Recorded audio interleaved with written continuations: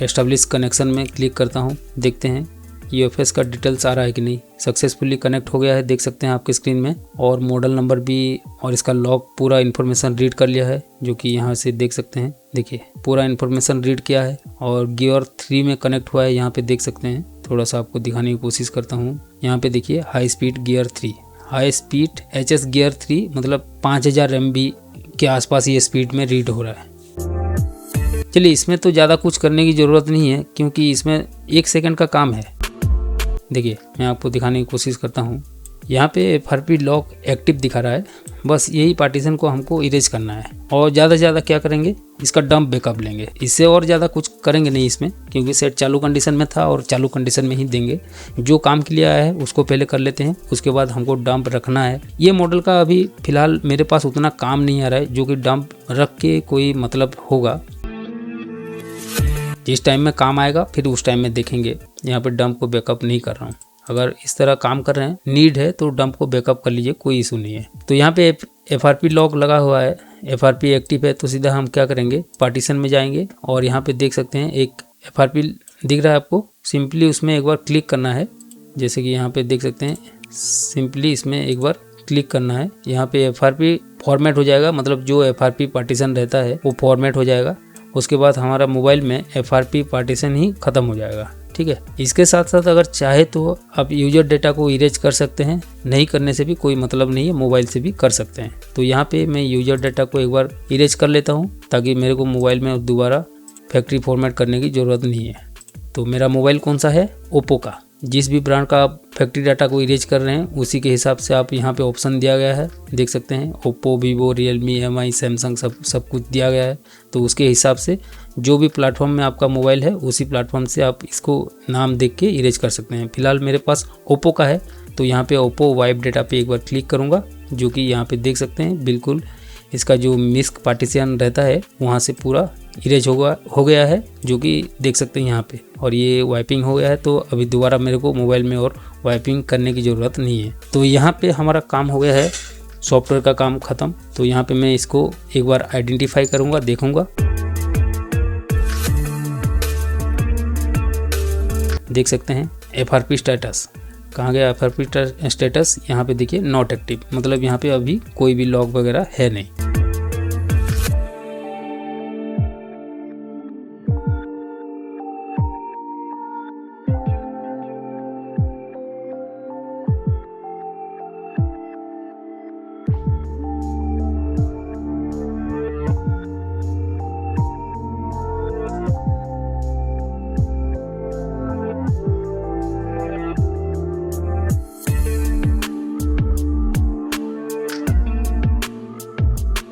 इसको हीट करते हैं, कितना हीट करेंगे, 350।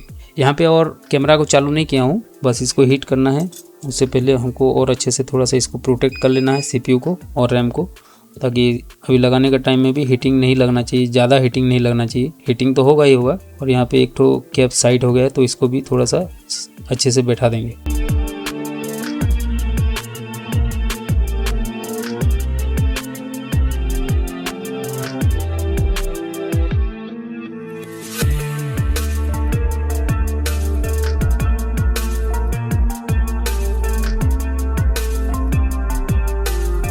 अभी देखिए आपके सामने ही काम किया हूँ, मेरे को भी पता नहीं है ये बोर्ड ऑन होगा कि ड्राई सोल्ड हो गया है।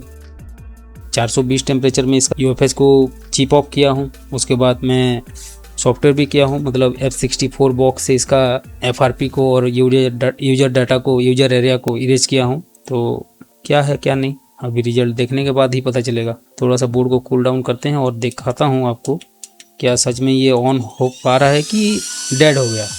कमेंट कीजिए ज़रूर, ठीक है। आपका टाइम वेस्ट नहीं जाएगा, बिल्कुल जो रिजल्ट दूंगा आप देख के शॉक हो जाएंगे। बहुत लोग बोलते हैं कि ये सेफ टेम्परेचर नहीं है, ये ज़्यादा टेम्परेचर में काम कर रहे हैं, ये है वो है।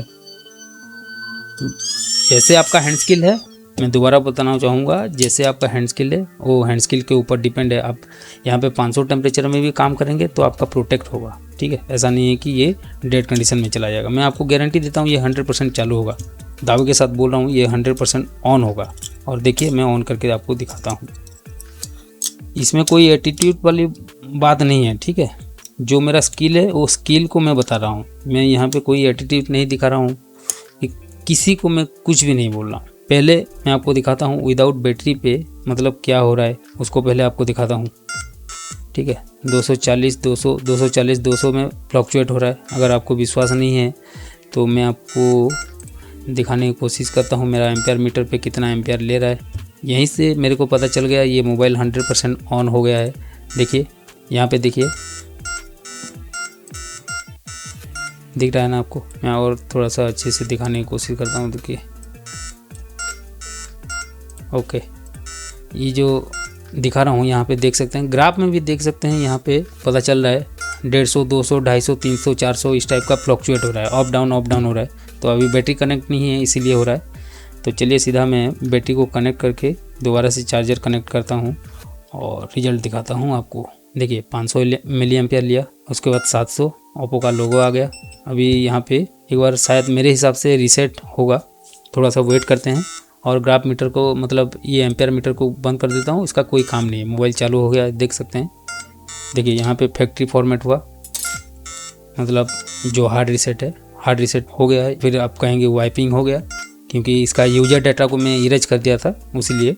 तो कम्प्लीटली सेट चालू हो गया है, लेकिन जो FRP हटाए हैं वो तो 100% हट जाएगा, क्योंकि सॉफ्टवेयर से कोई इशू नहीं होता FRP में काम करने से। तो ये जो मेथड मैं आपको बताया, ये मेथड सेफ है या फिर आप ये जो पहले आपको हेडिंग में दिखा रहा था, बोर्ड को स्क्रैच करके 4 या 5 पॉइंट को निकाल के उसमें ISP करना, वो मेथड सेफ है। ठीक है, जैसे कि आपको मैं दिखाना चाहूँगा और एक बार। यहाँ पे मैं ब्राउज़र को ओपन कर लेता हूँ, उसके बाद ओप्पो रेनो 13 5G अभी जब तक ऑन हो रहा है मैं आपको समझाने की कोशिश करता हूँ।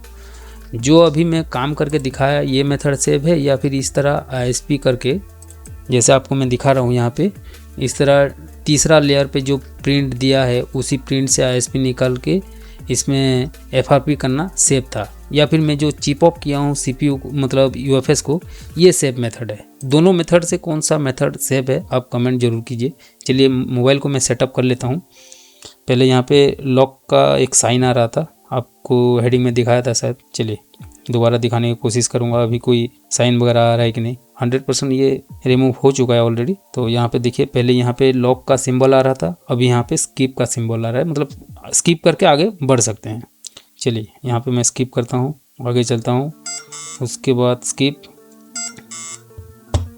मोर, एक्सेप्ट, मोर, एग्री, उसके बाद डॉन। ठीक है, अभी थोड़ा सा और कुछ सेकंड में ये सेट कम्प्लीटली होम स्क्रीन में आ जाएगा।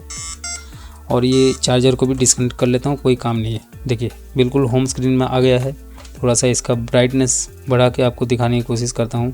तो जैसे कि आपको मैं इसका अबाउट सेक्शन में जाके चेक करा के दिखाता हूँ मॉडल कौन सा है। रेनो 13 5G 16.0.5 ये सिक्योरिटी अपडेट हुआ है, मतलब एंड्रॉयड OS। और सिक्योरिटी लास्ट सिक्योरिटी अपडेट देखेंगे सॉफ्टवेयर वर्जन में जाके लास्ट 1 मई 2026 देख सकते हैं यहाँ पे। और ये चल रहा है अगस्त, मतलब 3 महीना पहले ये अपडेट हुआ है, उसके बाद लॉक हुआ है।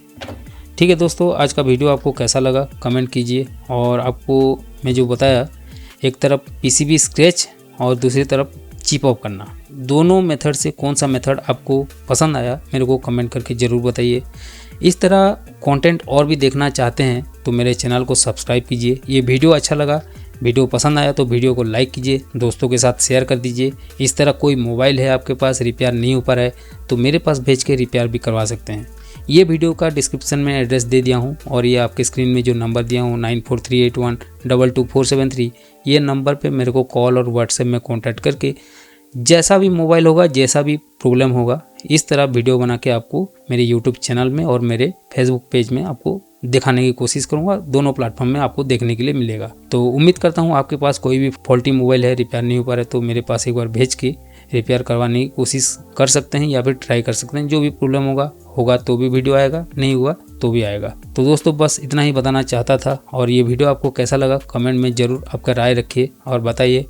इसके अलावा और कौन सा टॉपिक में आपको वीडियो चाहिए ये भी आप बता सकते हैं, मैं कोशिश करूंगा उसी टॉपिक को कवर करके आपको दिखाने की। तो दोस्तों आज का वीडियो में बस इतना ही। मैं मिलता हूं और किसी वीडियो में और किसी टॉपिक में, तब तक के लिए जय हिंद, वंदे मातरम।